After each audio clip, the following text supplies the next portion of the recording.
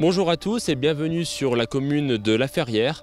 Donc premier plateau télé organisé dans le cadre de l'Échappée Belle, donc une nouveauté pour cette 5e édition. 4 plateaux seront organisés tout au long de la course et nous sommes aujourd'hui avec Gérard Coher, donc maire de La Ferrière et premier vice-président de la communauté de communes du Grésivaudan. Jean-François Genevret, donc directeur du téléphérique des 7 lots. Florent Hubert, donc créateur de la course et président de l'association l'Échappée Belle. Rémi Devidal, donc directeur de Montagne Medical Events. Et enfin, Mélodie Roudot, donc responsable des bénévoles sur l'Échappée Belle. Bien, écoutez, pour commencer, Monsieur Cohard, merci pour l'accueil sur votre commune. Alors, vous êtes maire de La Ferrière, un événement qui, donc l'Échappée Belle, un événement qui en est à sa 5e édition. Est-ce que vous pouvez déjà nous situer un petit peu la vallée du Haut-Bréda, là où on se situe aujourd'hui? Alors la vallée du Haut-Bréda est une vallée intérieure à la chaîne de Beldon, avec une porte d'entrée qui se situe à Alvar et à l'origine une fin qui s'appelait Fond de France, puisque jusqu'il y a une 50aine d'années, la route s'arrêtait à ce niveau-là. Elle continue un peu aujourd'hui pour accéder au site du Pléné, qui est un des versants donc, de la station des 7 lots. Donc c'est une vallée intérieure qui se situe à peu près à mi-temps de la chaîne de Beldon, entre Visil et Aiguebelle, donc point de départ et point d'arrivée de l'Échappée Belle. Alors effectivement, l'Échappée Belle, donc on est aujourd'hui ici pour parler de trail et de l'Échappée Belle. Alors c'est une activité qui est en plein essor, on voit de plus en plus de trailers. Pour vous, vous êtes partenaire donc de l'Échappée Belle, est-ce que vous pouvez déjà nous parler un petit peu de ce partenariat et quelles sont entre guillemets les attentes que vous avez dans le cadre de ce partenariat? Le point de départ, ça a été une rencontre avec Florent Hubert, qui prendra la parole tout à l'heure. Donc le contact a été, je crois, très positif d'entrée. Et son approche un peu originale sur ce genre d'événement m'a de suite interrogé et j'ai adhéré au principe. Et j'ai trouvé, bon, d'abord la démarche courageuse et en plus le projet ambitieux, parce que bon, traverser Beldon je dirais du sud au nord, c'est pas tellement facile. Et tout de suite, je me suis inscrit en lui disant que la vallée du Haut-Bréda était la partie centrale du projet et qu'il serait bien qu'on y fasse une étape remarquée et remarquable. Donc c'est un peu ce qui s'est passé et c'est comme ça que le projet a pris naissance, bon, avec toutes les difficultés et les problèmes que les organisateurs ont pu rencontrer, mais d'entrée, ça c'est... Le contact a été très bon et nous avons adhéré spontanément à cette initiative. Merci. Alors on reparle un petit peu de la vallée du Bréda, donc on dit parfois qu'elle est un petit peu mystérieuse, secrète et cachée. Est-ce que vous pouvez nous parler un petit peu de justement le trail et comment vous, en tant qu'élu, quelles sont les attentes que vous pouvez avoir via cette manifestation pour faire découvrir votre vallée? Alors effectivement, c'est une vallée enclavée donc, qui a été assez autarcique jusqu'il y a à peu près un siècle. Donc ça a aussi permis sans doute de la protéger, de lui donner, de lui laisser ce caractère authentique et sauvage.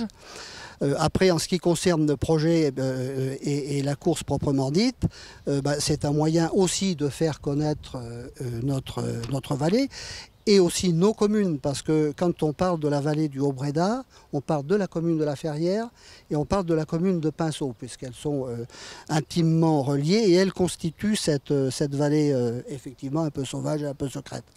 Donc l'Échappée Belle était sur ce parcours, la vallée du Haut-Bréda était le point central et un moyen aussi sans doute de permettre de la faire connaître un peu mieux.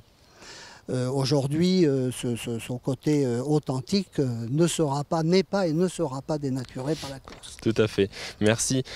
Pour terminer, qu'est-ce qui vous plaît aujourd'hui dans cette manifestation? On vous êtes sollicité par de nombreux organisateurs. On évoquait tout à l'heure en aparté le fait que c'était un événement qui a été atypique, avec une relation particulière avec les organisateurs. Qu'est-ce qui vous a plu un petit peu dans cette relation? Il y a une difficulté, je dirais tout d'abord technique. Bon, moi je ne suis pas trailer, loin de là, mais bon, les 147 ou 150 km m'interrogent et le dénivelé positif comme négatif aussi. Donc je pense que sur le plan sportif, ça reste un exploit majeur. Je crois que tous ceux qui ont aujourd'hui participé à cette course ont reconnu à la fois la beauté assez incroyable des paysages, la difficulté de la course. Donc je crois que toutes les conditions sont réunies pour que l'association soit pertinente et belle. Merci. Voilà. Je vais me tourner vers Jean-François Genevray, donc directeur des téléphériques des Sept-Lots. Alors, pour commencer, est-ce que vous pouvez nous parler un petit peu de la station des Sept-Lots? Où est-ce qu'elle est localisée? Quelles activités elle propose? Oui, bien sûr. Bonsoir ou bonjour à tous. Donc on est effectivement dans la vallée du Haut-Bréda, qui est une porte d'entrée de la station des Sept-Lots. Il faut savoir qu'on a deux portes d'entrée. Un côté Plénay dans cette vallée-là et Pipet-Prapoutel côté vallée du Grésivaudan. Donc c'est une station de ski qui se trouve à mi-chemin entre Chambéry et Grenoble, qui offre 130 km de piste potentiellement, beaucoup de hors-piste, et on est reconnu pour notre zone un petit peu freeride au Sept-Lots. Et le ski s'échelonne de 1350 mètres à 2400 mètres d'altitude. D'accord, donc un beau domaine effectivement qui est très fréquenté surtout par quel type de public? Des Isérois, une clientèle internationale? Pas trop international, on l'espère grâce à la course, on y reviendra, mais beaucoup des skieurs de proximité. Mais proximité, ça ne veut pas dire seulement l'Isère. On a également de la clientèle qui viennent à proximité de Lyon, de Valence, de Montpellier. En gros, notre clientèle se situe à 2 heures de route de la station des Sept-Lots. D'accord. Alors, si on revient un petit peu sur le trail, vous êtes partenaire de l'Échappée Belle. Quel type de partenariat a été mis en place entre la station des Sept-Lots et l'association Échappée Belle? On est partenaire à plusieurs titres et on est heureux de l'être, bien évidemment. Comme disait Gérard, à partir du moment où des personnes s'associent à un projet en disant on aimerait que un des points centraux de relais, de départ ou d'arrivée d'une première course, etc., c'est le Plénay. Bien évidemment, le Plénay fait partie de la station des Sept-Lots et tout de suite on a dit on sera partenaire. Donc on est partenaire au niveau technique parce que on met du matériel qu'on a à disposition, donc des 4x4 pour pouvoir assurer les secours, nos locaux. Une grosse zone de nos locaux sont mis à disposition pour les secours, pour pouvoir organiser les PC, etc., les relais, les radios. Et on a aussi des hommes de nos sociétés qui sont tout naturellement bénévoles sur la course. Et au-delà de ça, le petit clin d'œil, c'est que on est aussi partenaire dans la remise des prix pour offrir des petits lots. Alors, c'est des journées de ski ou des séjours, mais ça fait connaître la station, mais au-delà de ça, c'est des petits cadeaux de remerciement pour les coureurs qui ont fait un bel effort. Alors, on parle justement du partenariat. De plus en plus de stations de ski créent ou organisent ou se mettent en lien avec des organisateurs pour avoir un événement de trail. Vous, c'est un petit peu votre cas. Quelles sont les attentes aujourd'hui d'une station de ski quand vous allez vous mettre en avant un événement de trail? Eh ben, ce qu'il faut comprendre à ma place, puisque je suis gestionnaire d'une société de téléphérique des Sept-Lots, avant tout, nous, on vit grâce à la vente de forfaits et donc du ski et donc de l'activité d'hiver. Mais on se rend bien compte aussi qu'on a besoin de faire perdurer une activité économique sur 2 ou 4 saisons. Le jour où on arrive à faire ça sur 4 saisons, on a gagné. Donc on cherche des relais pour pouvoir faire connaître et faire venir une certaine clientèle, si demain c'est une clientèle, dans nos stations. Et le trail est une activité effectivement en plein essor et on voit bien qu'il faut qu'on aille vers cette direction. Je suis assez content que l'Échappée Belle, à mon sens, c'est un vecteur qui va pouvoir promouvoir un GR qui est en train d'être mis en place à l'échelle de Beldon. Espace Beldon travaille sur la mise en place d'un GR qui traverse tout Beldon et je trouve que l'Échappée Belle est le meilleur vecteur pour faire découvrir par le biais d'images, par le biais de l'effort sportif, cette traversée du massif de Beldon dont les Sept-Lots est une porte d'entrée ou une porte de sortie, on peut le voir comme on veut, avec des refuges qui gravitent autour de tout ça et des efforts des personnels impliqués dans Beldon qui mettent à jour justement les refuges pour pouvoir accueillir demain des trailers qui commencent à venir s'entraîner tout au long de l'été et puis des commerçants sur nos sites qui sont là pour accueillir ce genre d'activité. Voilà, donc c'est une activité parmi d'autres qu'on essaye de promouvoir notamment pour l'été. Merci pour ces éléments. On vient de parler donc de l'ancrage territorial de la course et je me tourne vers Florent Hubert, donc créateur de l'Échappée Belle, président de l'association l'Échappée Belle. Alors aujourd'hui on est aujourd'hui ici pour parler de sécurité. La sécurité sur un parcours qui fait 144 km, 11 000 mètres de dénivelé, ça doit être certainement un point clé. Comment est-ce que vous vous organisez, vous, en tant qu'association ?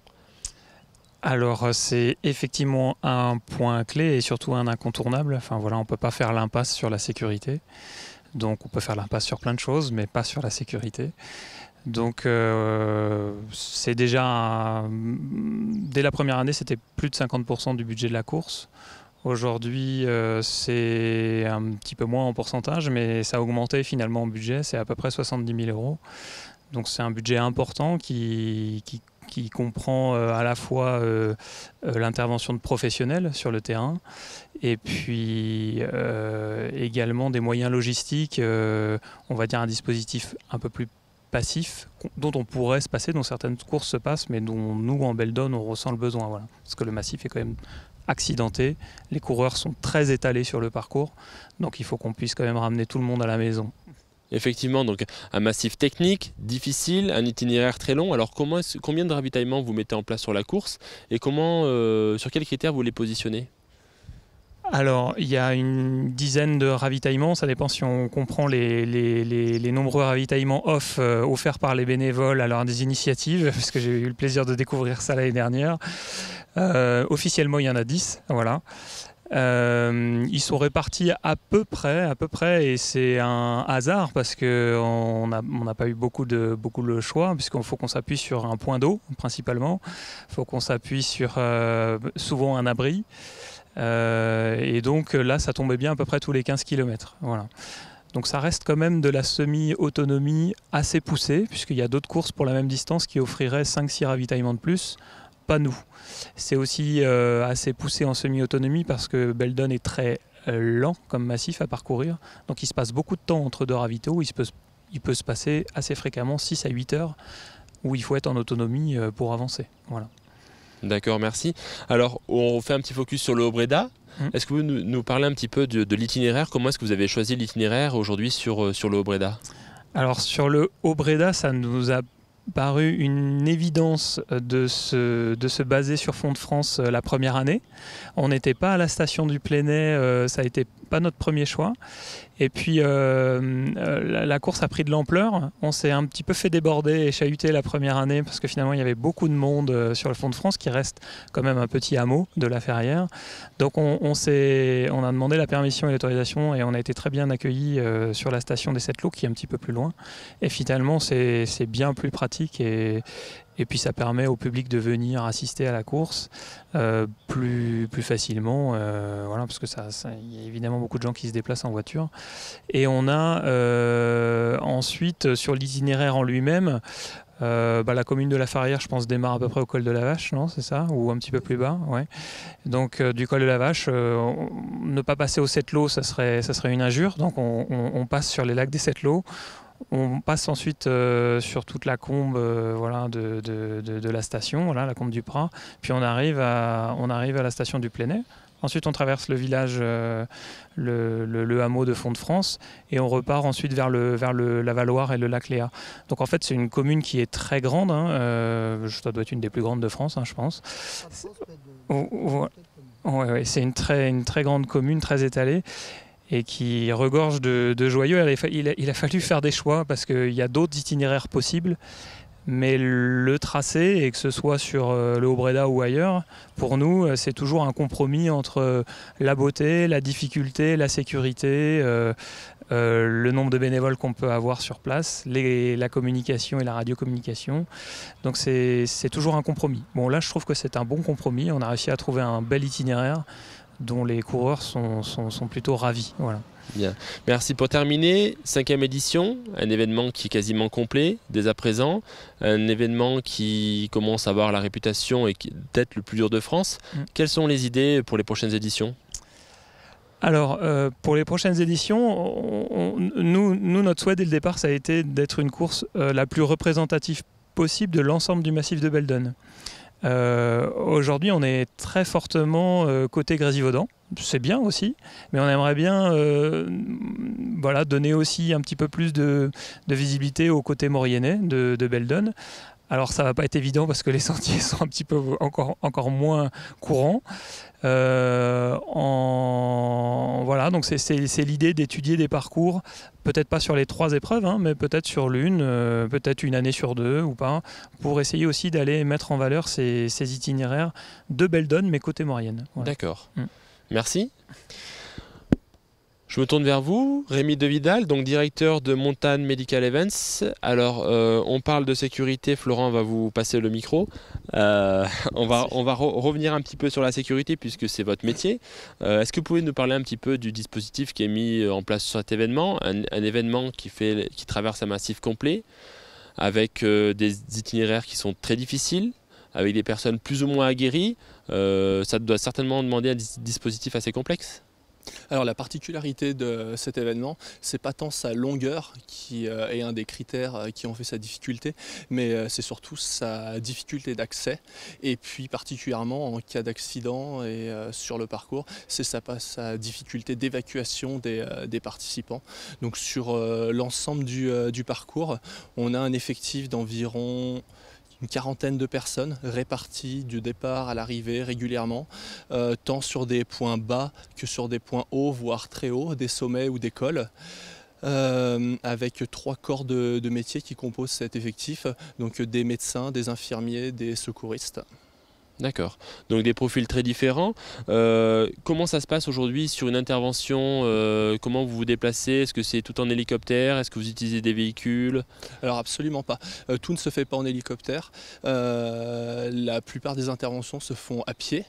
Les véhicules type quad et 4x4, nous en utilisons notamment sur la toute première partie du parcours et puis sur la fin de parcours.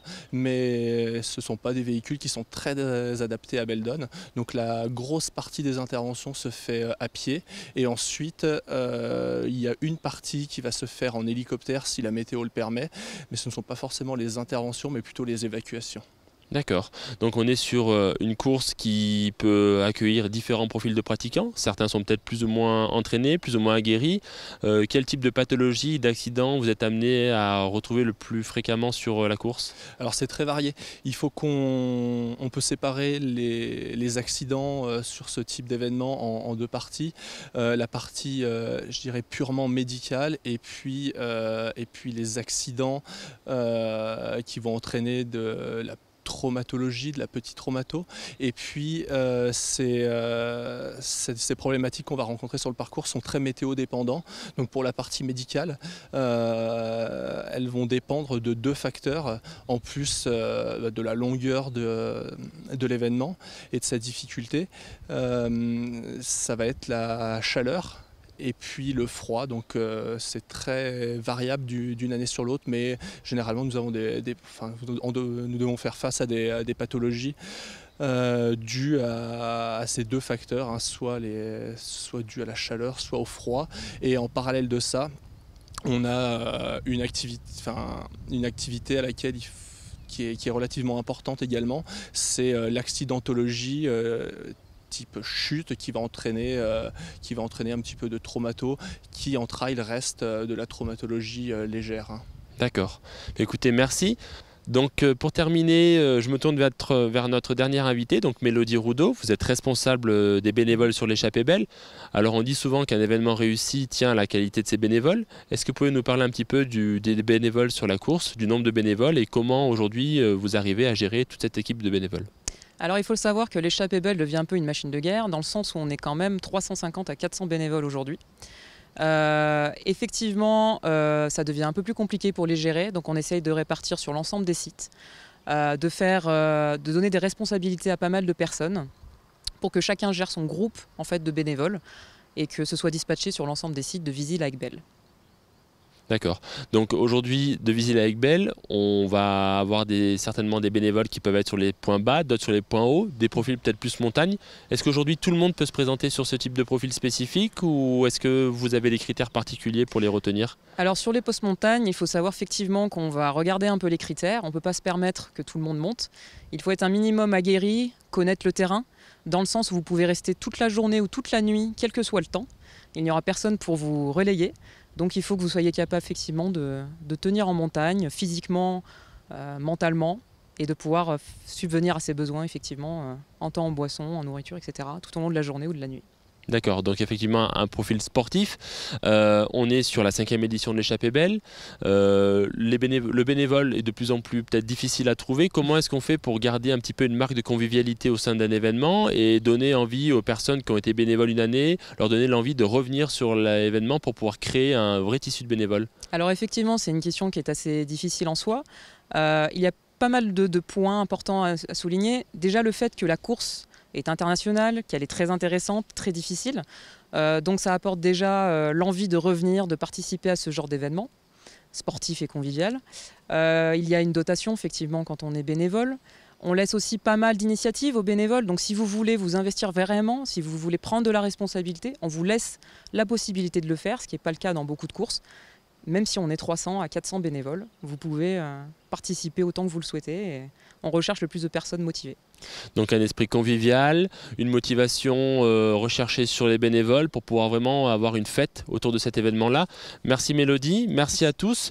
Donc je vous remercie pour ce premier plateau télé, donc organisé en partenariat avec le département de l'Isère, l'espace Beldon et la Société française du tunnel routier du Fréjus. Voilà, merci et je vous donne rendez-vous pour le second plateau qui aura lieu à Aiguebelle très prochainement.